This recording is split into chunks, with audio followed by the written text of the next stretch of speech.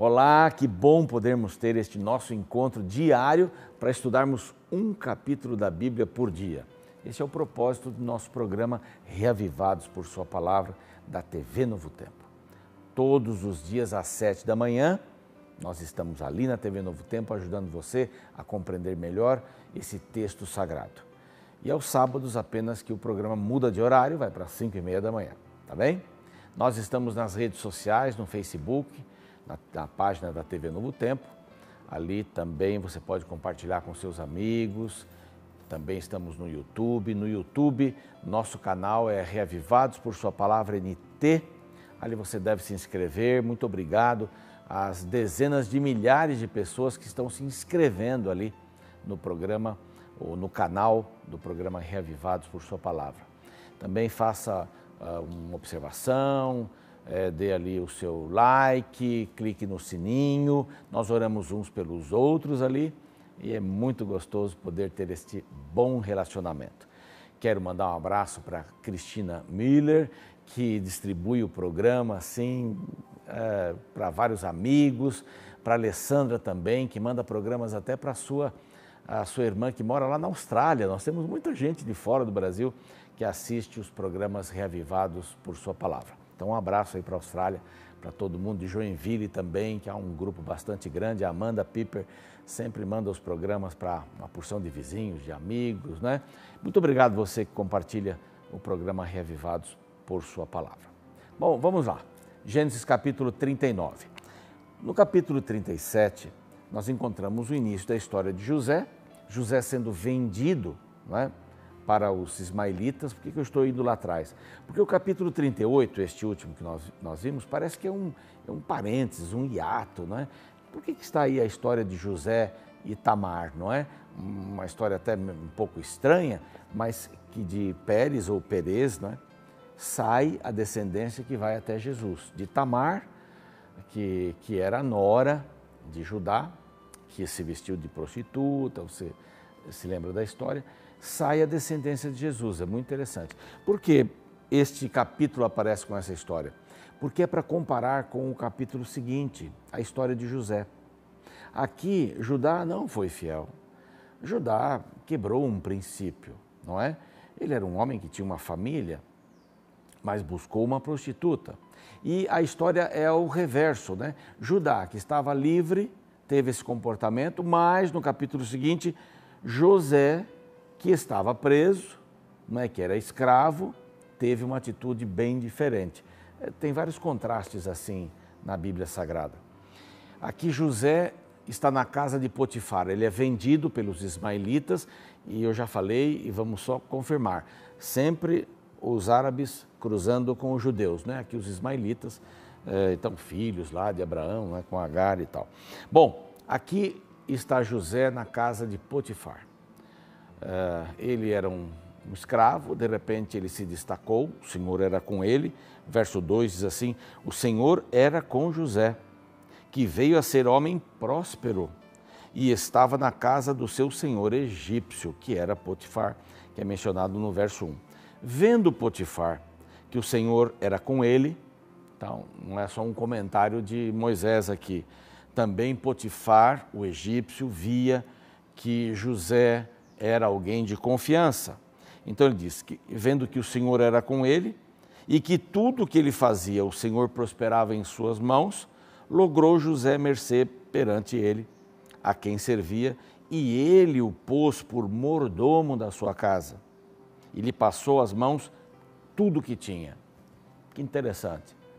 José, vendido como escravo, no seu primeiro trabalho como escravo, né? Não recebia salário, mas ele foi considerado como o mordomo da casa de Potifar. Ele fazia melhor do que Potifar. Era uma pessoa aplicada. Ele então aprendeu a trabalhar, não é? Ele ficava lá com seu pai, com a roupinha bonita, listrada e tal, fazia alguns serviços, mas aqui ele começou a trabalhar para valer mesmo e tomou conta da casa de Potifar. Mas um problema começa a aparecer. Lá na frente, nós encontramos no verso 6 que ele era formoso de porte e de aparência. A sua mãe era uma mulher muito bonita, conforme o dizer da Bíblia mesmo, nós já vimos. Ele deve ter puxado a mãe. Se ele era formoso, bonito, não é? Elegante, inteligente, dominava toda a casa de Potifar, ele começou a chamar a atenção da esposa de Potifar. O nome dela aqui não é mencionado, mas nos comentários a gente encontra os autores desses comentários falando sobre a época, dizendo que as mulheres egípcias eram bastante terríveis neste aspecto. E a esposa de Potifar estava agindo conforme o costume, não é? Ou não digo que é um bom costume, mas algumas agiam assim, era uma fama da mulher egípcia. Ela gostou de José e queria ter um caso com José. E tentou por várias vezes. Então a Bíblia aparece aqui, o verso 7 diz assim: aconteceu, depois destas coisas, que a mulher do seu senhor pôs os olhos em José. E lhe disse: deita-te comigo. Vamos lá. Você está aqui, meu marido está nas campanhas aí do exército, para o faraó, estou sozinha, não tem nenhum problema. E ele, porém, recusou o verso 8. Eu quero ler o verso 8 porque é interessante, o 8, o 9, que falam sobre essas coisas. Ele disse à mulher de seu senhor: tem-me por mordomo o meu senhor, e não sabe do que há em casa, pois tudo que tem me passou às mãos. Ele é maior do que eu nesta casa e nenhuma coisa me vedou senão a ti, porque é sua mulher. Como cometeria eu tamanha maldade e pecaria contra Deus? Aqui ele fala dos dois senhorios, não? Ele fala assim: como eu poderia trair a confiança de Potifar, que me deu tudo aqui, menos você. E o mais importante, como eu poderia trair o meu Deus? Nessas circunstâncias em que José estava, pode haver uma coisa muito comum, né? Quando as pessoas estão, estou preso, estou lá, longe de casa, meus irmãos me negaram, fizeram isso comigo, estou aqui na casa de Potifar, eu vou fazer qualquer coisa. Bom, primeiro, ele nunca seria mordomo se ele fizesse isso, não é? E segunda coisa, com respeito a Deus, estou longe mesmo, o que tem? Se eu não fizer isso, ela vai começar a me perseguir, quem sabe eu perca a minha boquinha aqui de mordomo, não é? Então, há mais coisas positivas para ele cair, não é, nessa situação do que negativas. Ele estava longe de casa, foi traído pelos seus irmãos. Seu pai imaginava que ele tinha morrido, porque mostraram as suas vestes com sangue de um animal que eles mataram ali. Ninguém sabia dele, ninguém tinha ideia. Ele era escravo, escravo é escravo. Mas de repente ele se torna mordomo. De repente ele tem essa possibilidade. E agora a esposa do seu senhor lhe dá uma oportunidade para ele ter uma vida normal. Ninguém vai precisar sabendo. Não, vai ficar sabendo. Não, mas ele não fez isso. Como é que eu pecaria contra meu Deus? E aqui uma coisa bastante séria no verso 10. Falando ela a José todos os dias, não lhe dando ouvidos para se deitar com ela e estar com ela. Sucedeu que um dia ele foi lá na casa ver os negócios, não tinha ninguém, ela estava sozinha, ela o agarrou. Ela o agarrou e quis ter alguma coisa com ele. Não tem ninguém aqui. E ele saiu na hora correndo e as suas roupas, suas vestes ficaram nas mãos dela. Então a gente vê que José tinha um problema com as vestes, né? Primeiro, tem uma veste listrada que causava inveja, seus irmãos ensanguentaram, disseram que ele tinha morrido. Aí, qual a roupa do escravo? É nu, né? Aí deram uma roupa de mordomo e essa roupa ficou nas mãos dessa mulher. Dizem que no Alcorão a grande discussão era essa: que parte da roupa ficou na mão da mulher, não é? A parte de frente ou a parte de trás? Não é? Se fosse a parte de frente é porque ele estava ali buscando-a. Se fosse a parte de trás é porque ele estava fugindo. E a brilhante notícia é que foi a parte de trás, né? A Bíblia aqui fala que ela ficou com as roupas, começou a gritar, ele fugiu, reclamou para o marido e ele foi preso. Foi preso. Mas aqui tem uma atitude de Potifar bem interessante. Ele foi preso, mas foi preso no cárcere do rei, que alguns entendem que era um lugar melhor. Potifar sabia a mulher que tinha e tinha que apoiá-la nesse momento, não é?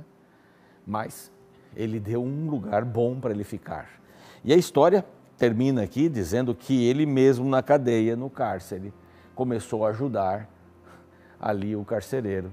E ele se tornou uma pessoa muito importante. E termina no verso 3 dizendo assim: portanto, o Senhor era com ele, e tudo que ele fazia, o Senhor prosperava. Que coisa impressionante, não é? Quando a gente faz as coisas de coração, quando a gente tem a Deus no coração, quando a gente se interessa pelas coisas de Deus, parece que a gente vai fazer as coisas melhor. Sim, vai fazer mesmo.